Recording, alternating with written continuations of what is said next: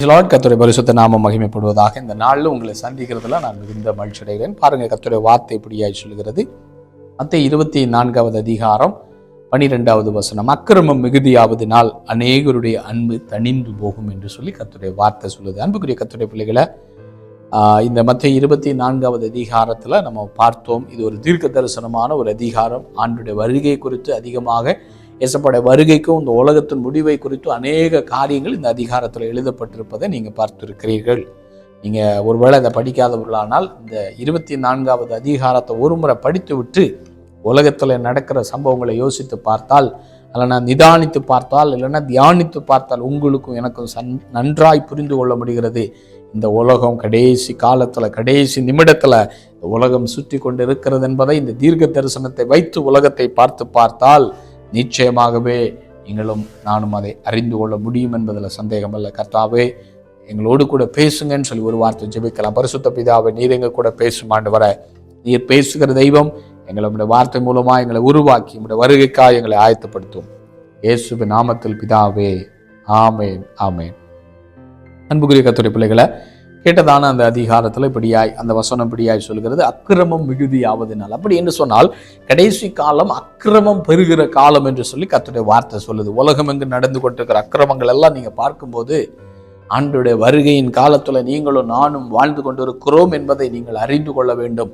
உலகத்தில் அக்கிரமம் பெருகி கொண்டுதான் இருக்கும். இந்த அக்கிரமத்தை பார்த்து, ஐயோ ஏன் இப்படி நடக்கிறது, இதிலிருந்து மாறுவதற்கு முடியாதா என்று சொல்லி நீங்கள் சோர்ந்து போக வேண்டும் என்று சொல்லி அவசியமல்ல. பாரப்பட வேண்டும், ஜெபிக்க வேண்டும், உண்மைத்தான். ஆனால் அதை தாண்டி இப்படித்தான் இந்த உலகம் நடக்கப் போகிறது. ஆனாலும் இந்த அக்கிரமத்தில் நீங்கள் விழுந்து போகாதபடிக்கு கர்த்தர் உங்களையும் என்னை பாதுகாக்க அவர் போதுமானவராய் இருக்கிறார் என்பதை மறந்து விடாதீங்க. அதைத் தொடர்ந்து கர்த்தருடைய வார்த்தை இப்படியாய் சொல்லுகிறது, அநேகருடைய அன்பு தணிந்து போகும் என்று சொல்லி கர்த்தருடைய வார்த்தை சொல்லுது. இப்போ கடைசி காலம் எப்படிப்பட்ட காலமா? அநேகருடைய அன்பு குறைகிற காலம். கர்த்தருடைய பிள்ளையே, அன்று உங்களை என்னை பற்றி தான் சொல்லியிருக்கிறாரு. அன்பு குறைகிற காலம். ஆண்டவரை அறிந்த ஜனங்களே, ஆண்டவரை அறிந்த கர்த்தருடைய பிள்ளைகளை பாருங்க. இன்னைக்கு நம்ம நிறைய இடங்களில் பார்க்குறோம். சபைகளில் பாருங்க, இன்னைக்கு அன்பு குறைந்து கொண்டிருக்கிறத பார்க்கிறோம். குறிப்பாக இந்த அன்புன்னு சொல்லும்போது 2 விதமான அன்பை நீங்களும் நானும் புரிந்து கொள்ள வேண்டும். முதலாவது, தேவனிடத்தில் வைத்திருக்கிற அன்பு. நம்ம கண்ணால் பார்க்க முடியாத ஒரு தேவன். வேத வசனத்தின்படி விசுவாசத்தினால தான் அவரை பார்த்து கொண்டிருக்கிறீர்கள். வேத வசனத்தை வைத்துத்தான், வசனத்தின் மூலமாக ஆண்டவராக இயேசு கிறிஸ்துவை ஒவ்வொரு நாளும் தரிசிக்கிறீர்கள். எப்படி தரிசிக்கிறீங்க? விசுவாச கண்கள் மூலமாக கர்த்தருடைய வசனத்தை வைத்து அவரை விசுவாசித்து அவரை பார்த்து கொண்டிருக்கிறீர்கள்.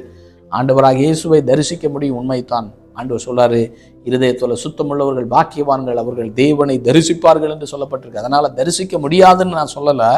ஆனால் அதை இயேசுவை முகமுகமாய் தரிசித்திருக்கிறார்கள். அப்போஸ்தலனாகிய யோவானைய ஆண்டவராகிய இயேசுவை முகமுகமாக தரிசித்தார் என்று சொல்லி மரித்து உயிரோடு எழும்பின பிறகு நான் சொல்றேன், அவங்க தரிசித்திருக்கிறாங்க. அவ்வளவு மகிமையான தெய்வத்தை வெளிப்படுத்தின விசேஷம் 1வது அதிகாரத்தில் அவர் தரிசித்தது உண்மைத்தான். அப்படிப்பட்ட தரிசனம் பெற்றுக்கொள்ள வேண்டுமானால் அதற்கேற்ற ஒரு பரிசுத்தத்தில் நீங்களும் நானும் மாறினால் மட்டும்தான் பார்க்க முடியும். ஆனால் அந்த லெவலுக்கு போறதுக்கு முன்னாடி நீங்க யாரை தரிசிக்க முடியும்னா, அதே தேவனை, வார்த்தை என்கிற தேவனை நீங்களும் நானும் தரிசிக்க முடியும் என்று சொல்லி கர்த்தர் சொல்கிறார்.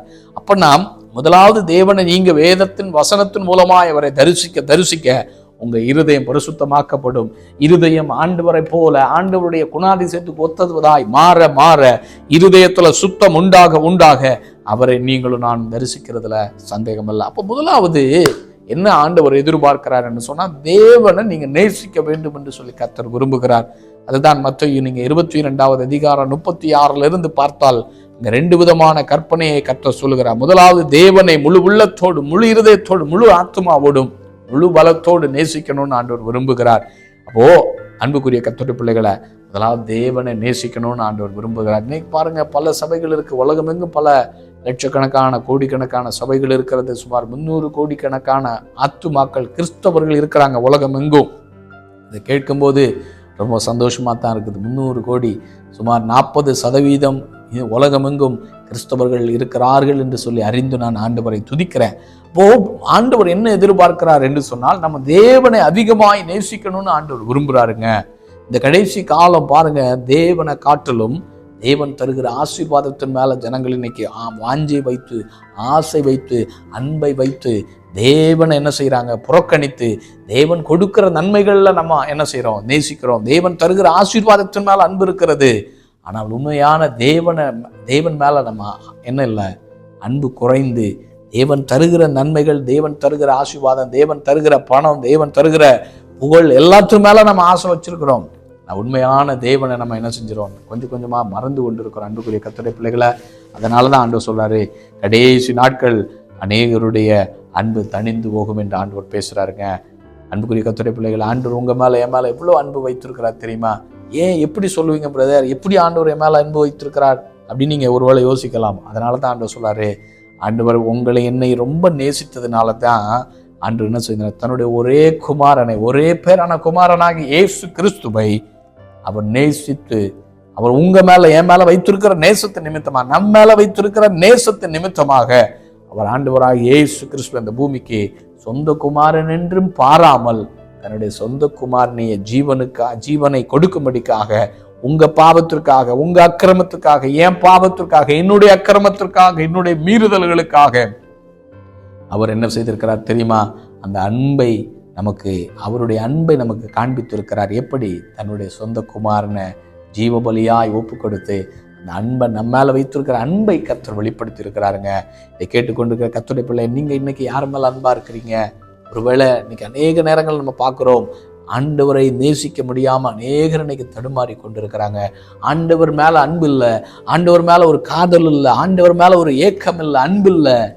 அன்பு இல்லாததுனால தான் ஆண்டவருக்காக வாழ முடியாம இன்னைக்கு அநேகர் தடுமாறி கொண்டிருக்கிறாங்க. இன்னைக்கு ஆண்டவர் உங்களை பார்த்து சொல்லாரு, அன்பு தணிந்து போகிற காலம்தான், ஆனாலும் உன் அன்பு தணிந்து போகக்கூடாதுன்னு ஆண்டவர் சொல்றாரு. பாருங்க, அப்போஸ்தலனாகிய பேதுரு ஐயா ஆண்டவரால் அழைக்கப்பட்டவர் தான்.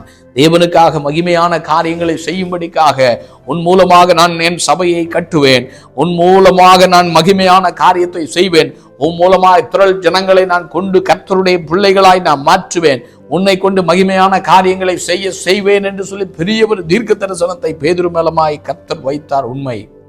ஆனால் அவங்க வாழ்க்கையில் என்ன உண்டானது?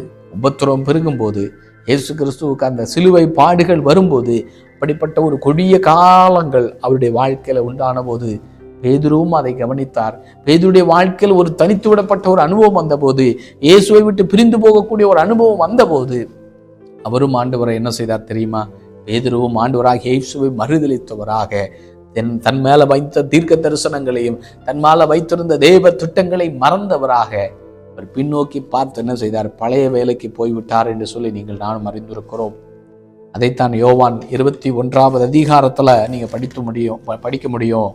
அதை அறிந்த ஆண்டவராக இயேசு கிறிஸ்து மரித்து உயிரோடு எழும்பி அவர் மறுபடியும் ஜீவனை கொடுத்தவராக, ஜீவனை தந்து மறுபடியும் ஜீவனோடு எழும்பி ஆண்டவராக இயேசு கிறிஸ்து என்ன செய்தார் தெரியுமா? பேதுருவை மறுபடியும் மீன் பிடித்து கொண்டிருக்கிற கடற்கரையில கடந்து சென்று ஆண்டவராக இயேசு பேதுருவை சந்திக்கிறாருங்க.